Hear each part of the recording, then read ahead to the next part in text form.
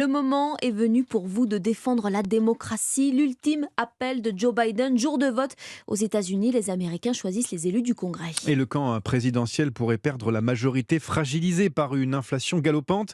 C'était d'ailleurs l'un des thèmes de campagne, tout comme le droit à l'avortement. Oui, depuis juin, chaque État est libre de sa législation en la matière. Décision de la Cour suprême.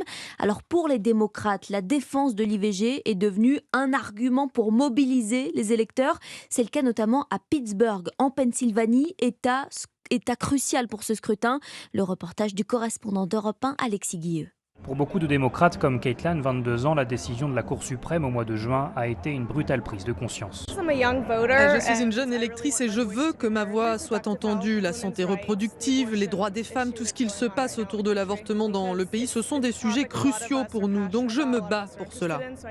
Cette question de la protection de l'IVG est posée aujourd'hui aux électeurs de 5 États dans le cadre des midterms. Alors ces derniers mois, les démocrates ont multiplié les publicités, les prises de parole à ce sujet, y voyant un moyen de mobiliser leur base et de conserver leur majorité. Cette stratégie sera payante, estime Linda, retraitée.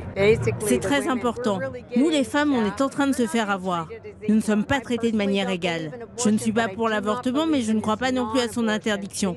Ces lois sont insensées. En cas de large victoire à la Chambre des représentants et au Sénat, certains cadres républicains disent être tentés de faire passer une loi pour interdire totalement l'avortement aux États-Unis. Joe Biden a déjà prévenu, si un tel texte arrive sur son bureau, il y opposera son veto présidentiel. Le reportage d'Alexis Guilleux, correspondant d'Europe 1 aux États-Unis.